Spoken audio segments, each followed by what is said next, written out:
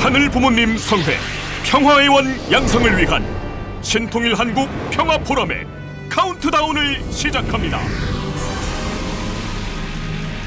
인류 역사상 최초로 대립과 갈등을 해소하는 새로운 평화 사상과 체제, 애천, 애인, 애국,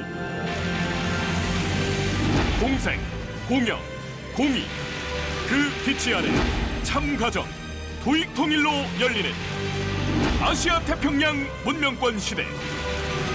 이제 세계의 중심 대한민국은 경제 강국, 윤리 상진국으로 새롭게 태어납니다. We are now realizing a model of peace for the world. This is for the realization of a heavenly unified Korea.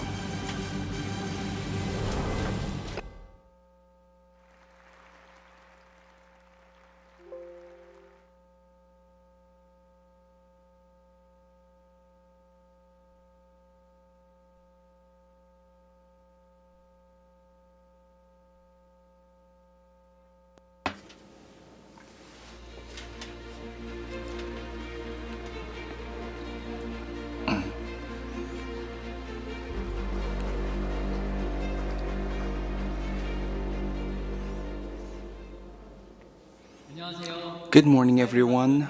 My name is Mr. Yoon-hyung. I'm the director for the Department of Heavenly Korea at the international headquarters. It is really an honor for me to gather and meet with you today. And today I have worn a traditional Korean attire. And on March 1st in 1919, our people really shouted Korea Manse for the liberation of the homeland.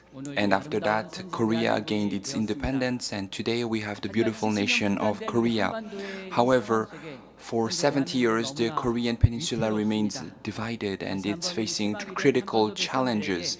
And at this time, we can really bring a new hope, and the time has come for a new Manse movement for the unification of this divided peninsula. That is why I have worn this Korean traditional attire. I hope that this will be a meaningful time when you will be inspired about the importance of the heavenly unified Korea.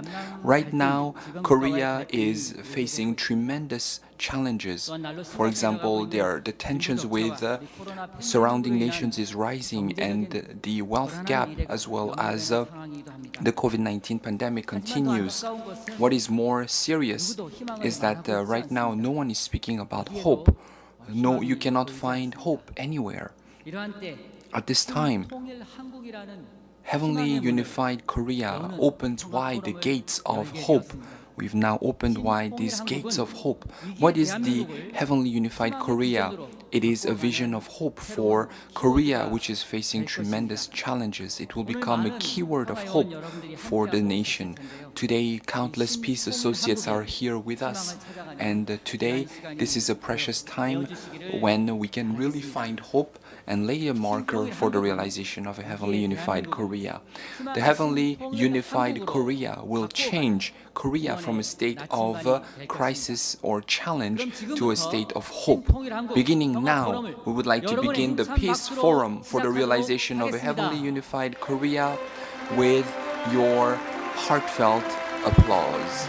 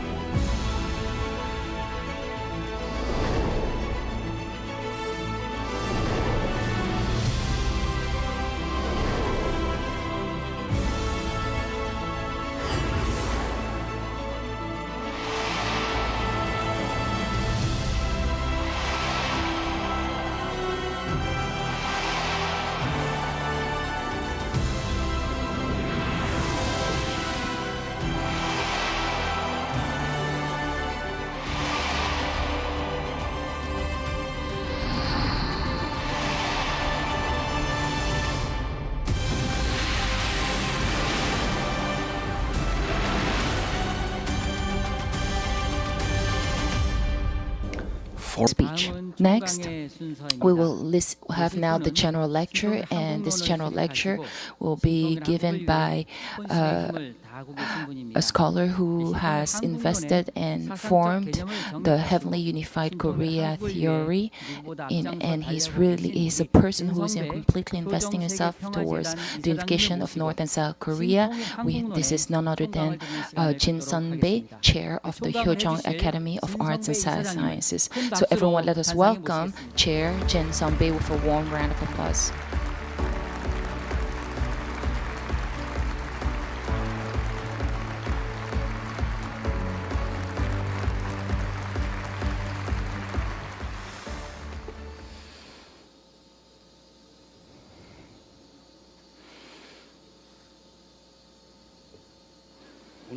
Today,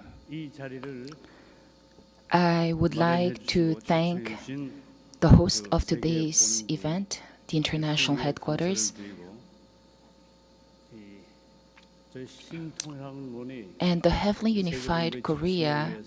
I began doing my research and arrangements and studies after I was directed to by the international headquarters of FFWPU.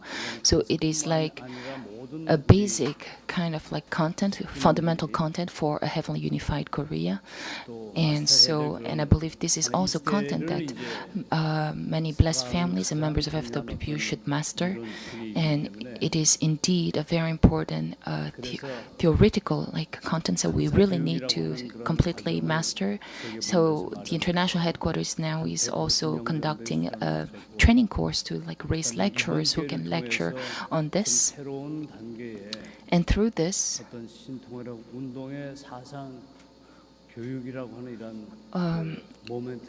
I hope this can build a moment. I thank the International for giving us this momentum to be able to really raise and lecturers on the Heavenly Unified. Today, what I'll be lecturing on, I'm not the only one giving lectures today, actually. This lecture, basically, you will find. So basically, I have prepared today's event so that several people will talk about the same contents in different ways. So just like, when we used to study the divine principle back, we had some people who would really give the divine principle lecture very passionately. And then, so first we began training DP lecturers in that way. And then we had a Hundok DP lecture style. And so same thing, we want to apply this to the Heavenly Unified Korea theory. So we thought it would be good to have a practice of this. So but the first lecture that I will conduct will be in a Hundoke style, where I'll be reading the lecture. And then next, you will be listening to an actual lecture in the lecturing style, in a traditional lecturing style. So anyone who listens to it can really understand and can also apply this when giving lectures or when listening to the lectures. So while actually making this PPT, I didn't know that there was this amazing program, but the day before yesterday, if you look at the frame here, at the screen, I'm sorry. And there's also another extra screen that lecturers can actually see, where they can see the extra contents of this of the PPT content. So I believe this is really amazing technological advances, So the contents that I have prepared under the international headquarters. So basically, this will be contents that will be distributed to lecturers, and lecturers will be able to simply read. And we presented two types of lectures, a reading type of lecture that anyone can do just by reading, as long as you have a computer, and an actual traditional style lecturing. So today I have come as a representative of all the lecturers who've already been trained, but any one of you can actually come in front and give a lecture, basically. So we are developing such a system right now, and it is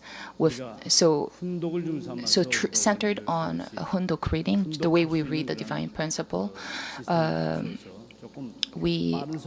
will read a bit faster, at a speed by which we normally do. So think of this as a pilot test, like the first tryout of this Heavenly Unified Korea lecture. So this lecture is composed of 10 chapters, but because of time, I cannot read all 10 chapters within an hour. And for that reason, because it's impossible to read all 10 chapters, I kind of summarized only the key points so that you can have a grasp of what a Heavenly Unified Korea is. And so for the points that I can't cover or read this time, I hope I can share it with you through materials later on. So chapter 1 is on the historical significance of the Korean people. South Korea established a single government in 1948 based on the liberal democracy and market economy, and has grown into a G11 country.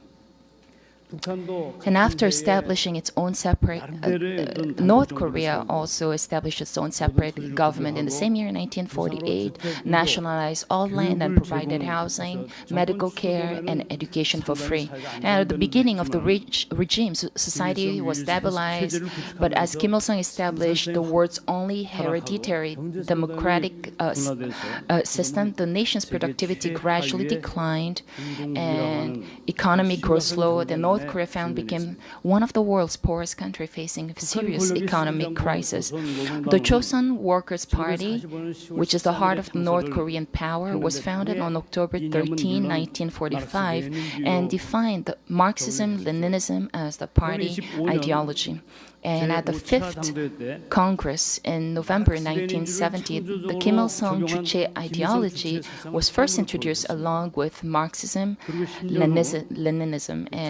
And then 10 years after, at the Sixth Party in 1980, at the Sixth Party Congress in November 1980, Marxism-Leninism was eliminated, and the Kim Il-sung Juche ideology was stipulated as the only party philosophy. And politics for the Kim Il-sung family began, not politics for the people, but politics for the Kim Il-sung family began. So the indoctrination in the ideology of North Korea is well evident in the Chosun national view of history. So North Korea is fabricating the history of the nation in line with the history of class struggle. So the North Korean version of history starts from a primitive community that shared the means of production and then develops into a class society stained with possession and exploitation of the means of production. And this then finally culminates in a communist society in which the means of production are commonly shared once again. So they interpret Korean history as follows: the Three Kingdoms period of the unified Shilla, Korea, and Joseon period, where feudal societies whose aristocrats robbed and exploited the means of production, which was the land, and finally came modern capitalism that exploits the proletarian class. But in the end, Korean history is to conclude as a communist society. So basically their conclusion is that history has to conclude as a communist society. However, is Korean history a class struggle history? No. Korean history is a survival epic of overcoming 931 invasions from neighboring powers. It is the history of a providential people, despite the invasion of powerful troops such as the million troops of the Sungyang-jae in Sui China, the Tang Taejong of Tang China, or that of the Mongolian Empire that conquered Europe, Korea displayed all the time courage. And we can see that through feats such as leaders such as General Woo Ji-mundok, Yongge So-moon, or Admiral Ri Sun-shin. And we could also see such strong display of faith when Korean people built 30,000 tablets of Buddhist scriptures were made to ward off Mongolian forces. So another example is the March 1st movement of Korea, independence movement, a non-violent independence demonstration where people faced Japanese imperial guns and swore declaring the independence of Korea and peace in Asia Pacific. Koreans, regardless of religion and identity, came together and shouted "Manse" on this day with hope for independence. So being a history of overcoming so much invasion, Korean history has not been one of class struggle, but a history of struggle between good and evil, the providential history of restoration of a good people. So looking at the history of the Korean peninsula, the 38th parallel separating the south and north is not simply a military ceasefire line, but a tense front line separating good and evil values, communism and democracy, the ideologies of idealism and materialism, theism and atheism. So in this manner, the confrontation between the two Koreas can be seen as a confrontation of ideologies, philosophies, values. So the philosophy that can unify the South and North cannot be found from neither communism or democracy, which are in extreme confrontation with each other. So this is because the two ideologies and systems exclude the other to the extreme. Hence, the solution is bound to be found in a third zone, and this is the thought of Godism. So, a movement to restore the common origin of both South and North Korea. So, the Godism movement. So once we can find the common root of the two Koreas, that central axis can be established. So the Godism movement exposes the limitation of both communism and liberal democracy and is calling people to return to the fundamental source of freedom and equality. So Godism does not deny or exclude either democracy or communism, but seeks to reveal the essence of the two philosophies and thereby unify them. So this through a third way, or like Godism, so thereby guaranteeing a future of peace and unity. So, Godism in Heavenly Unified Korea is a movement that claims to restore the Gyeongcheon ideal of Gojoseon founded by Dangun. So I'm trying for us to understand, the background, the root of Korea. Since ancient times, anyways, Koreans have been a people who served heaven. So the God that Koreans serve is defined as the three-in-one God. So the three here being the Hwang In, Hwa Wong, and Hwang Gom, and the Chinese character in Hwan In actually means fundamental cause. So Hwan In, whose name contains In, refers to the source that created this universe. In other words, it can be seen also as the traditional Korean traditional Korean expression that refers to the biblical creator. So basically, it's this Trinity theory, basically. So we can see this is kind of like a root kind of philosophy where God became man. So this is actually the beginning point of the founding ideology of the Dangun ideology. So that is why I say it is quite important. So the Heavenly Unified Korea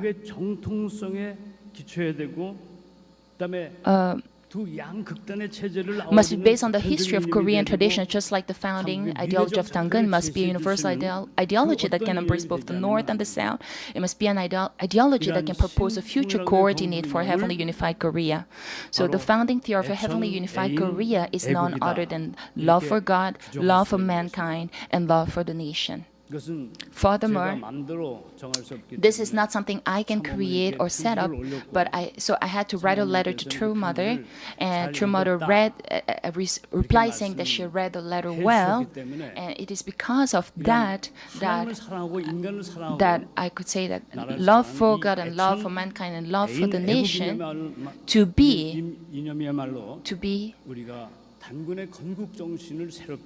the ideology that would renew the Dangun ideology, and that would become. I felt like this would be, the most appropriate, the ideologies to really renew the Dangun ideology. So furthermore, the theory of the Heavenly Unified Korea.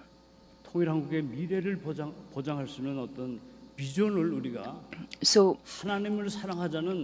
And so is an ideology that can inherit and develop not only the 당근's 경천 ideas but also the 홍익 and the 광명 ideas. So it is so basically 홍익 corresponds to love for humankind, and 광명 corresponds to love for the nation. And so basically everyone, the liberal democratic human rights derived from the French Enlightenment are innate human rights from God and not from any particular country. So life, liberty, equality, and so basically these human rights are innate human rights. Everything, life, liberty, equality, property. This basically, so liberal democracy finds its source in God in that sense. So if liberal democracy loses the ideological foundation of Godism, then the democratic system will be shaken from the root. The same is true of the issue of equality and socialism. The idea of equality is originally derived from the inherent object value before God. So in democracy, democracy is a value that corresponds to freedom, which is an internal a Songsang type value, while in socialism it is a value that corresponds to equal distribution in equal form type of value. So in the Divine Person we talk about the harmony and unity of Songsang and Hyeongsang. So based on that ideology, we can overcome, the different ideologies of modern society, and we can propose new alternatives.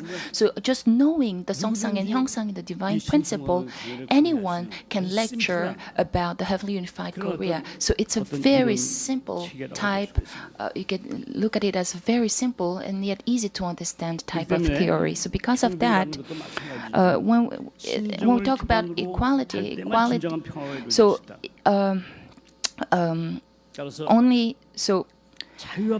freedom is only based on the heart is what we call true freedom. And same thing with equality. Equality based on the heart is true equality. Only when everything is based on the heart can true harmony take place. So the term shin that we use in Korean actually has two meanings. It could be heavenly, but it could be new also. But this term means heavenly. So, and this talks about a future coordinates basically for Korea. And so the founding ideology would be love God, love humankind, and love a nation. The founding ideology of a heavenly unified, the ideology by which this is to be realized is interdependence, mutual prosperity, and universal values. And based on these two ideologies, the vision of a heavenly unified Korea can be realized. So because of time, I'm just going to pass quickly on chapter 2, which deals with open nationalism. 하나님의 본체는 참부모 하나님, 하늘 부모님론입니다. 모든 존재는 성상의 형상, 즉 정신 물질로 구성되어 있고 Where is that? 모든 존재의 근원인 하나님도 성상 형상의 하나님, 중화적 존재로서의 하나님입니다. 그리고 성상의 형상은 심정이란 본질에 의해서 상대적 관계를 맺습니다.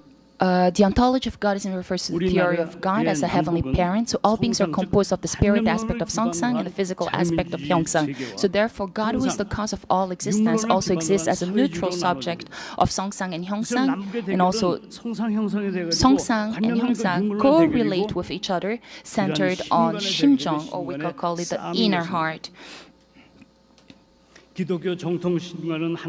So in Orthodox Christian doctrine, God is a they define God as a spiritual being as mentioned above, and later on I'll be giving critique of that. But anyways, here God, so basically they say that God is a transcendent being, God is a transcendent being who dwells high above the sinful material world as an absolute order and self-existing being. So basically, in Christian, they think of God as an absolute transcendent being. Why is that?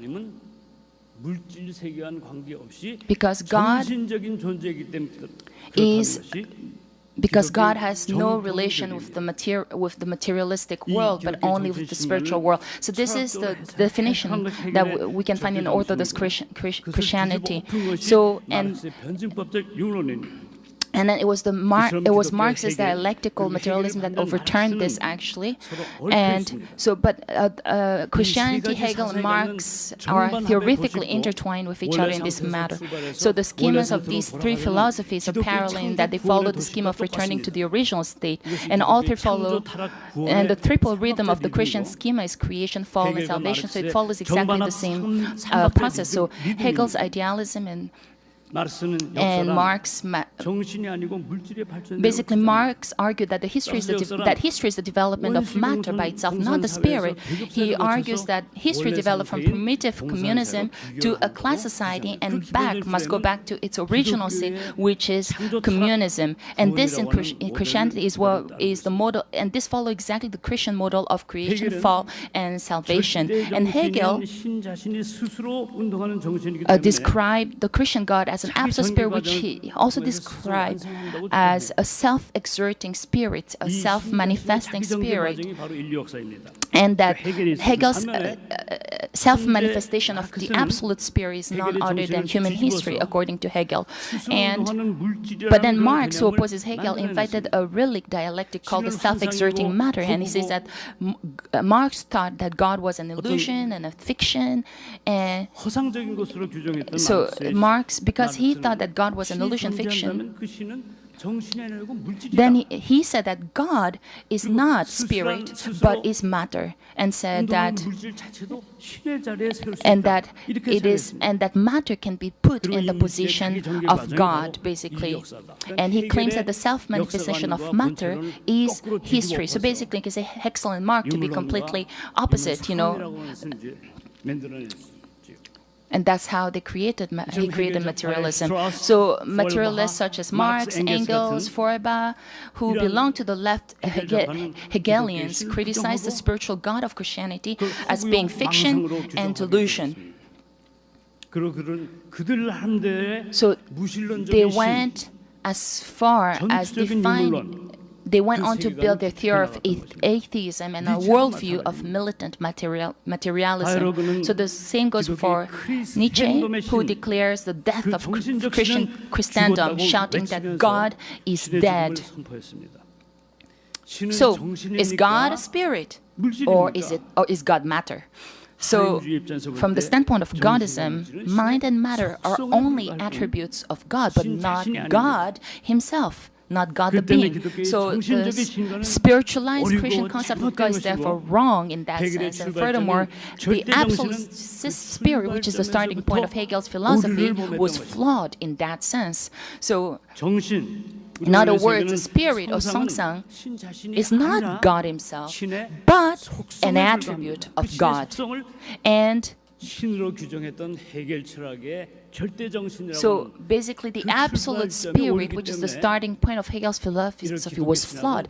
Because of that flawed starting point, many cults, many sects ended up coming out from Christianity. So the essence of God is Shimjong, and God is the being of Shimjong, the inner heart. So in Genesis 1:27 says that God created man in his own image. In the image of God he created him, male and female he created them. So this means that the invisible image of God was embodied through the visible image of Adam and Eve. So if you interpret God's image as traditional Christianity does, so as the spirit of Plato's philosophy, it greatly erodes actually this meaning of the Bible. So the Bible clearly defines the image of God as the image of Adam and Eve. It clearly defines it. So hence, the intangible God is therefore manifested through the visible form of Adam and Eve. And therefore, God would be the intangible true parent, God, or God the true parent, present within Adam and Eve, while Adam and Eve would be the visible true parents and ancestors of human beings. So this is the definition of God as the invisible true parent of humankind. So in terms of attribute, however, God is a God of dual characteristics, namely the neutral subject of 성상 and 형상. But in the view of the essence of 심정, God is the true parent, God, or the heavenly parent of humankind. So next, I'll address chapter 9, entitled The City of Unity, One God, One Religion. So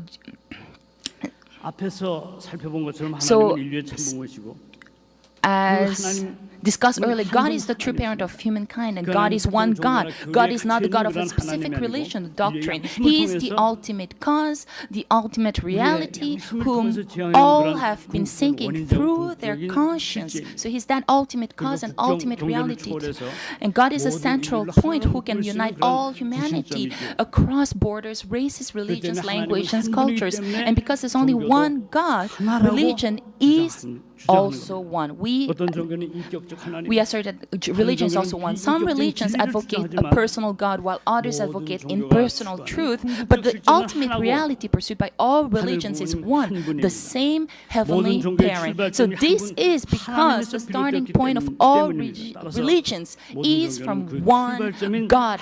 Thus, all religions must return to the one God, the starting point. The purpose of religion is for all mankind to become one family, brothers and sisters, under one God. So Dr. Hak Cha Han-moon proclaimed the Heavenly Parents Holy Community on May 8, 2020 with the vision of realizing one big family of humanity under God as their Heavenly Parent. So this vision entails all religions around the world, as well as all the diverse people such as politicians, academicians, media people, religious business people, artists, all coming together under the large umbrella of the Heavenly Parents Holy Community and realizing an ideal world. Here, the attitude one should have as a religious person is to first respect each religion's unique traditions and characteristics and avoid exclusivity. So like the Pharisees at the time of Jesus, we must escape from exclusivity without being bound by church authority and doctrine. We must respect the universality of each other's religions and realize the dream of a large human family under one God. So on the Pharisees,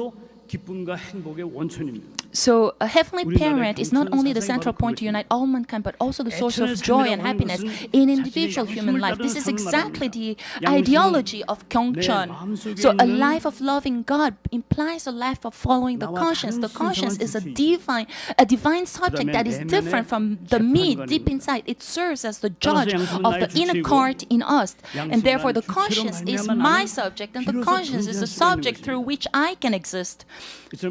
As such, the conscience is the subject, and God is a subject among subjects. God is present in the conscience, a medium through which He delivers His universal command of the heart. And thus the source of the conscience is not reason, as Kant says, but the heart of Heavenly Parent. Therefore, when I reported it to Mother, Mother said, "Don't show off, For parents already know this. This was content that we already knew. But this was when I realized this. My joy, I cannot express my joy. Was just, overflowing in my heart when I made this realization." Therefore, obeying the heart's commandment is not ethics of duty as Kant says, but it is the ethic of happiness and joy. So the conscience, basically, so you can say that the heart is that center. So living according to the conscience takes precedence over filial piety to one's physical parents. This is because filial piety to Heavenly Parent, who is present in the conscience, takes precedence precedence. It is first. That's the life of Hyo-jung, everyone. So far, we have looked at the specific meaning of. So in chapter 4, we'll be examining the Hongik ideology. Like the title is "Who is the subject partner of the Korean?" So. Just as Mrs. Wonju McDavid read during her Hoondok reading, basically it says that regarding the Juche ideology of North Korea, God is just an alternative to the three major Juche ideologies, which in Godism is the three great subject thoughts. And according to the three great subject thoughts of Godism, parents are the subject in the family, teachers are the subject at school, and owners are the subject at the workplace. So these we call the three great subjects. So. And basically, however, therefore the conscience has all these three subjects within, and Godism called these three subjects of the conscience universally shared values. So, therefore, God, who is the subject of the conscience, which is also a subject, however, becomes the parent of parents, teacher of teachers, and owner of owners. However, since all three characteristics can be represented by the parental heart, God is the true parent God, and that is what we call God, the heavenly parent. Only this ideology can stand up to Kim Il-sung's Juche philosophy. So Article 3 of the North Korean Constitution promulgates a people-centered worldview and defines the Juche ideology as a revolutionary ideology that will bring about the mass subjectivity of the people. But here, the personal man of Juche in North Korea is defined as having subjectivity, consciousness, and creativity. But this constitutional definition of human does not apply to humans in general, but only to those of the leadership class. So therefore, looking at the human view of the Juche ideology, calling communism as an ideology with a human face is not correct. This is because the Juche idea of man itself is a communist, class-focused, revolutionary view of man, and it is a fabricated view of man that stands for philosophical view of man. So in Kim Il-sung's manual, the principle of philosophy, man is the master or subject of their own destiny. But in his book, the principle of social history, the subject can be the popular mass rather than the personal human. And then in the book, the theory of father leadership, the fatherhead becomes the subject of subjects in the end. So it means that the fatherhead subject is the one and only ideology and religion of North Korea's authority. So basically, Kim Il-sung is like the head, the subject and owner of North Korea. So from a sociological viewpoint, Juche thought is much more religious than Stalinism or Maoism. It is ranked as one of the top 10 religions of the world with 20 million followers. In the end, Juche ideology became an atheist religion, a national civic religion. So the theory of eternal life in Juche thought is the epitome of civic religions. And the slogan in North Korea is Fatherhead Kim Il-sung will stay with us forever. So in Juche ideology, human life is divided into physical life and socio-political life. And basically, socio-political life means as subjectivity where one wants to live as the master of his own destiny. So socio-political subjectivity related to the fatherhead through the Communist Party in terms of lineage basically means eternal life in North Korea. So basically, you know how we go in North Korea, you say that even though people say that Kim Il-sung is the giver of eternal life, the progenitor of the nation, the divine nation, so even though he has So anyways, Kim Il-sung is seen as the god of North Korea. So in that sense, the proclamation of Dr. Sun Myung-moon and Hak Cha-han-moon, who had a meeting with Kim Il-sung on December 6, 1991 at Masak Mansion in Hamhung, was a smashing historical message where he said, if North Korea does not give up Juche ideology, North Korea will perish. Accept Godism. So then what is the human view of Godism in respect corresponds to the Juche ideology. So the human view of Godism that corresponds to the subjectivity, consciousness, and creativity in the Juche island are the Shimjong, the being of Logos, and creativity. So while the human view of the Juche ideology is a human view for socialist revolution, the human view of universally shared values is the original human view of the creation. So in Juche ideology, if the subject of history is the masses of the people and the subject of masses who is the subject of subject is the leader, in the ideology of universal shared values, the conscientious figures are the subjects of history, and that the subject of the subjects is God. So in eternal life is bestowed only by God. In Godism, the parent of mankind, God, the true parent, is the parent of mankind who bestows love and life through the conscience, and He is the true subject of mankind who lives eternally. Then who is God? Who is the subject? The answer to that question is clear. The subject of subject is not Kim Il-sung, but God, the parent of humankind. So on the Korean peninsula, Kim Il-sung is the false subject and the fabricated God. So in view of universally shared values, we expose the false subjectivity of Kim Il-sung, dethrone the Juche ideology so that it no longer lingers in this planet, on this planet. So the theory of universally shared values is basically the only effective counter-proposal to Juche ideology. So when we look, now I'll talk about the liberation of humankind. As we saw above, the ideology of love for humankind is a spirit of loving humankind and embodies the Hongik thought, which is a founding ideology of Korea. So love for humanity, how it does not mean the vaguely broad love of Hongik, rather it refers in details to the Hyojong thought of experiencing God's love present within the conscience and based on that heart, loving brothers and sisters horizontally. So the Hyojong thought is based on the universal principles of the conscience. It can be represented by two types of Hyojong, one which is loving God vertically and the other which is loving neighbors horizontally. So in other words, the Hyojong thought is the life principle that practices the Bible, the biblical words, love the Lord your God with all your heart, mind, and soul, and love your neighbor as yourself. So the Hyojong thought is a true human liberating ideology that can embrace and help overcome the limitations of the human views of liberal democracy and socialism. Originally, commemorating the slogan of the French Revolution, which was liberty or death, the principle of democracy stands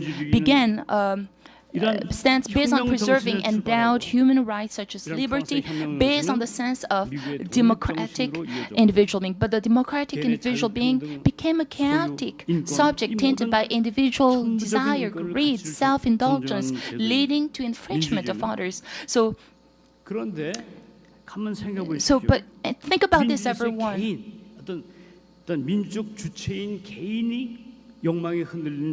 So democracy has been marred by the state of. So the value of freedom can only be recognized based on the value of Shimjong.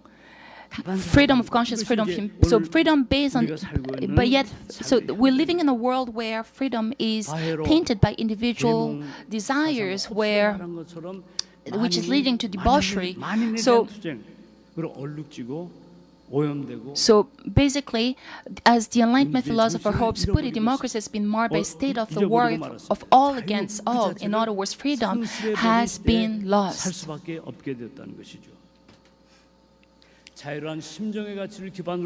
The value of freedom can only be recognized based on the value of Shimjong. So freedom is freedom of Shimjong, freedom of conscience, freedom of human character. So freedom based on individual desires actually infringe the freedom of others. It cannot lead to debauchery. So realization of the Hyojong thought bears fruit in a movement for human liberation modeled upon the family, not the individual, and fundamentally the liberation movement based on the Shimjong of God. So the Hyojong thought fundamentally stops. So the evidence is that true freedom becomes true freedom only when it is based on God's heart. So this is what we call the liberation ideology movement. So same thing with class liberation of the proletariat and the liberation of labor. So socialism might liberate the fury and hatred of the working class, but it cannot liberate the capitalist class who are purged by the revolution. So the philosophy of hatred only produces hatred. So as proved in history, the socialist revolution legalized class struggle and justified slaughter and destruction. There's no conscience, there's no embarrassment here. So this has resulted, this is the harsh truth about socialism. So this has resulted in the worst crimes of mankind that cannot be undone. So basically, you know, so the revolution did not bring about human equality and liberation, but resulted actually in a human hell of slaughter and destruction. Why is that, everyone? So socialism believed that human emancipation, liberation could be realized through the concept of social equality. But in the first place, the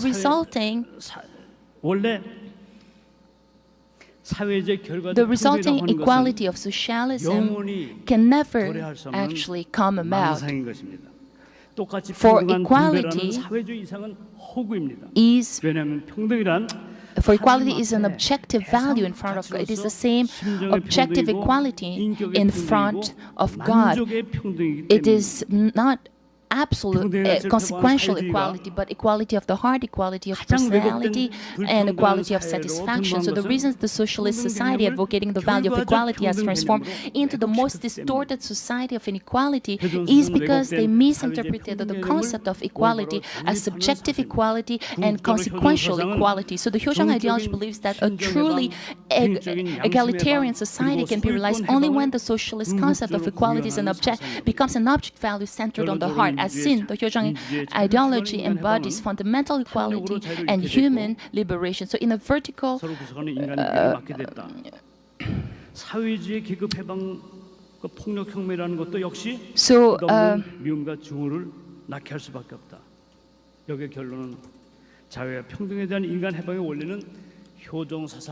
so basically we can say, therefore, that the Hyo-jong ideology is the only human liberating. So it is an ideal that realizes the vision of. So the Hyo-jong ideology is not simply an individual kind of ethic, but the Hyo-jong thought is a theory of liberation that can be a new proposal that can encompass socialism and democracy. So I believe it is such a thought. It is not an individual human ethic, but it is an ideology that can transform the world and people. So now I'll talk about the theme of chapter 5, which is the fundamentals of peace. Is it unification by absorption or federation unification? So why is reunification necessary? Is it possible to really achieve a peaceful reunification? So because the Korean Peninsula is an arena of struggle among the powers, peaceful unification simply seems far distant. The sad story among some of the sad stories that among the 130,000 families separated by war, only 10,000 could meet their family. Among the 84,000 captured Korean soldiers, only 8,400 have been released, and then around the remaining 70 or so something thousand soldiers still survive in the north, deprived of all basic human rights. And when we think of the pain of North Korean refugees as well as the 10 million people of North Korea, unification of the Korean Peninsula is an indispensable task. Yet it will be foolish to tackle the division problem of Korea relying solely on the South-North dialogue. And this is because we must consider the four powers surrounding the Korean Peninsula geographically and politically. And Russia and China are in the north, are powerful countries with many times larger territories than Korea.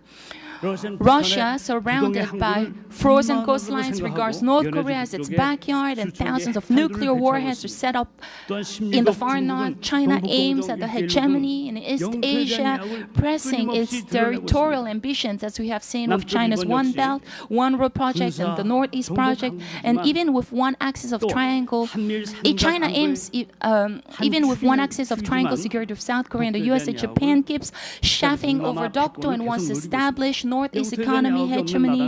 And as the only country without territorial ambition is Northeast Asia is actually the United States, but the United States is anxious to avoid setting the hegemony of the Far East to China.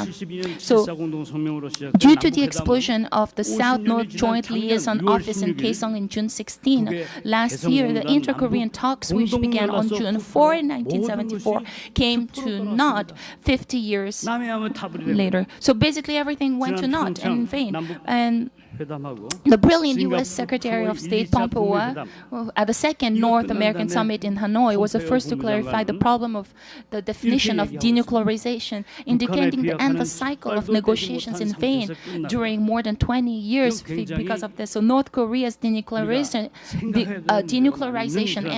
ended without even taking the first step. So this is because the North Korean and American definitions of denuclearization differ from each other. So the reason is simple. Denuclearization of the because they had different definitions of denuclearization. So denuclearization of the United States would entail the complete denuclearization of North Korea, while North Korea's definition of denuclearization will entail the complete disarmament of Korea, presupposing as well the withdrawal of the U.S. troops and strategic weapons. So since the two sides' concepts of peace and denuclearization were fundamentally different, the summit talks ended in a failure. So then why did the peace talks that all powers hoped would succeed ended up in despairing in vain, going up in vain? So we need here, though, to answer that, we need to ask a more fundamental question. Can the concept of peace really emerge from communism that calls for materialism or the alienation of labor and class revolution?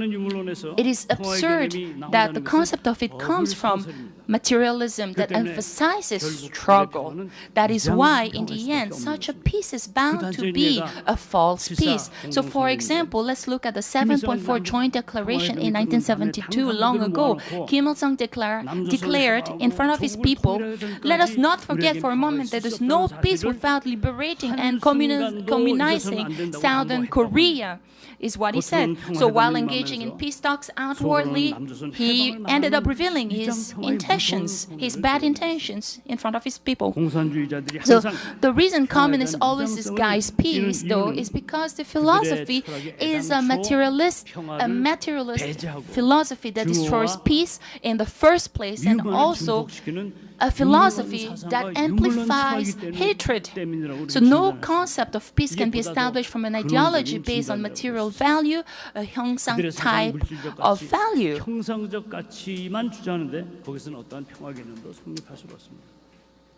So what about the peace of liberal democracy, which is based on 성상, that is the spiritual value? So has liberal democracy regime that engage in peace talks seem to recognize equivocal peace and define peace as the absence of war.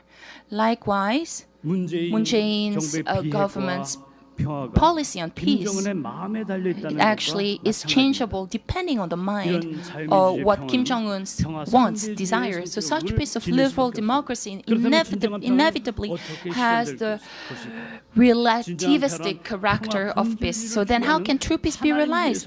God is the origin of peace, so true peace can only be achieved based on Godism. So the essence of peace essentialism cannot be embodied in socialism, which follows materialistic conflict theory and finally leading to fake peace. Also, the essence of peace cannot be realized in liberal democracy, which is rooted in vague freedom, which end up resulting in relative peace. So the reason liberal democracy and socialism cannot achieve true peace is that true peace only comes from God. So peace from God can be realized starting with an individual. In other words, peace begins from from the unity of an individual's body and mind centered on the heart of peace. So when such an individual peace spreads to the family, society, nation, and finally the world, can we say the essence of peace has been realized. So this indicates that the source of peace is none other than God and the human conscience. So just as God is the source of peace, the theory or in principles of interdependence, mutual prosperity, and universally shared values based on Godism can be said to be the movement of realizing essential peace. So a prime example of this peace essentialism is the peace movement of Reverend Sun Myung-moon and Dr. Hak Jae-moon. And this worldwide peace movement influenced and contributed to the collapse of the communist Soviet Union system. I would like to share some stories or some examples on this. I once visited Boston, and this is a story I heard when I visited Boston. It says that later that this was a fact that was verified by the CIA in the USA. The Soviet government back then had dispatched 25 people from to the US to kill Reverend Sun Myung-moon. So they made such plans and were putting it into action. But luckily, with some very good luck, this plan was thwarted through a police inspection. So God protected. Thanks to God's protection, our country, true parents, it was Manse to true parents could be protected. So later, Gorbachev actually could meet Reverend Moon in person, and later on, following this meeting, Gorbachev allowed religious freedom in the Soviet Union, and Reverend Moon could educate 3,000 young people from the Soviet Union. So Reverend Moon educated not only the young people sent by the Soviet government and Gorbachev, but also went on to educate a total of 20,000 to 30,000 Soviet young people in the US for over a period of 40 days. They returned to their country afterwards, and we heard that some of these young people contributed in resisting the coup d'etat of the military force back then. And soon after, the Soviet Union came to an end. But after the collapse of the Soviet Union, actually, Gorbachev came to meet Reverend Moon in Korea at his residence in Hanam-dong, and the two big leaders really sincerely hugged each other, welcomed each other, and had some meaningful time together. So who led to the collapse of communism? Yeah, many factors do come to play, including the Reaganomics, the SDS, strategic defense initiatives, and others. However, we can say that it is God who brought communism to its end. And Reverend Moon and his wife stood at that very front of this effort, and they were supported by their global peace essentialism movement. So this will be recorded in history. Just as Reverend Moon and his wife have shown us, peace essentialism is not one where you kill your enemy, but one that seeks to save the enemy, even at the cost of our lives. So next, chapter 6, we'll now look into inter-Korean ideological conflict and how to overcome it. This is actually very important because it talks about what is mutual prosperity and interdependence, but due to time, I will quickly go through this. So first, let's look at the principle of mutual prosperity related to the 자본주의와 사회주의 경제 제도, 정치와 경제 제도 관계된 그런 개념인데, 이 자유민주주의나 자본주의는 개인, 사회주의는 어떤 계급이나 국가, 개체와 전체, 개체 목적이나 전체의 목적을. So basically, now he's talking about interdependence right now, and so interdependence and mutual prosperity is the basic model. Is actually not is one that encompasses both the individual and the whole purpose, and that is the family, because the family encompasses both individual and whole purpose. Like a refrigerator is not just mine, but it is also for my siblings and for my parents. This is what we call joint kind of like ownership. So basically, mutual prosperity is definitely possible, and in terms of democracy, what's important is the electoral system. So, as we know, one of the problems of the liberal democracy is that the electoral system in which excessive competition is held due to the selfishness and partisanship of representatives and political parties, and we have the problem failure to represent representatives that are elected and delegated by the people, and then we have. But then here, so God is proposing a sibling democracy where that is centered on the family model. 공생주에서 공동수요라고 하는 것. So basically, 하나님과 부모님을 상대하는 하나님과 나와 이웃, 나와 형제. So basically, there are three subjects when it comes to possession, basically, and this would be very important. 자유민주주의 자유의 남용은 공생주의 공동수요를 통해서 진정한 자유를 회복할 수 있는 운동이 됩니다. 자유란 심정을 바탕으로 한 자유일 때만 진정한 자유. So only freedom is true freedom when it is based on the heart. Freedom basically. 부자 간의 자유롭다고 하는 것은 to have a free relationship with parent is only when it is based on the conscience and the heart. So freedom basically is only true when it is based on the heart. And when we talk about joint ownership, interdependence, the most basic concept of interdependence basically is the issue of freedom. And I believe that this can fundamentally actually solve the issue of freedom. And secondly, we talk about adequate ownership, basically. And this will definitely, so basically adequate ownership will solve the fundamental issue of capitalism. But anyways, basically, look at these fingers. They're all different length, but they're all different. But in terms of equality, but they're all equal. And why is that? Because they're all doing their own function. Basically, we are free because of a function of the conscience. So basically, when we understand freedom as a value, an objective value, basically, so joint ownership and adequate ownership basically can definitely solve the equality issue of today's world. I believe it is a new alternative that can solve this issue. And finally, I'll talk about the South-South conflict in Korea and about cultural revolution.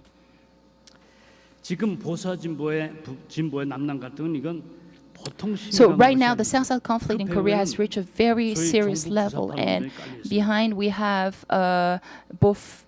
So in 1992, basically, we see basically a struggle between within pro-North Koreans, because after. So the pro-North forces are fighting fiercely for the leadership as they differentiate into Marxists and PDLs and North NL members, starting in 1980 when the North Korean constitution was revised with Kim Il-sung's monolithic ideology. So basically, the proposition separates the proletarian class revolution. So we have Marxist structural realism, which insists on revolution from below, and the Juche faction, which insists on revolution from above. So we have these two different types of communism right now in Korea, within South Korea itself. And so they are fighting for leadership, struggling for leadership from the different standpoints. And so we see the left and the right. We had two very famous people who died, but they held funerals in the same place, but because they really hated each other. The environment was really quite harsh. But because of time, I cannot. Trying to go quickly, I apologize. But what ignited this even more was the cultural revolution of neo-Marxism. This actually really is very serious. Basically, it is So neo-Marxist Marxism that has re-emerged in capitalism after communism had almost collapsed. So unlike classical Marxism, neo-Marxism transformed Marx's political revolution into a cultural revolution in the midst of capitalism. So the goal is to reverse capitalist society through a cultural revolution, not a political revolution. So the dream of so basically, they are using the ideology of capitalism, the laws and everything. So they are. So basically, neo-Marxism are using the power of culture to spread out their ideologies. So.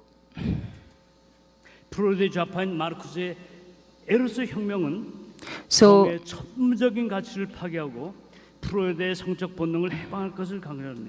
So basically, we have people who are, talking about, anti-discriminational. So we have, acts like the Comprehensive Anti-Discrimination Act and the Family Act, so promoted by some political circles. But anyways, we're seeing all these things coming out through culture.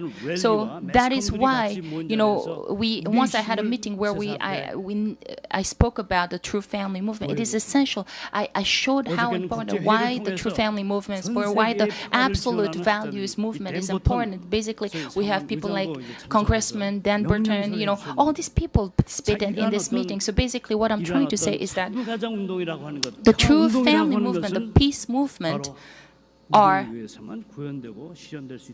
can only be spread out and can only be conducted through us. So, it is really, really essential in counteracting this neo-Marxist movement. Thank you very much.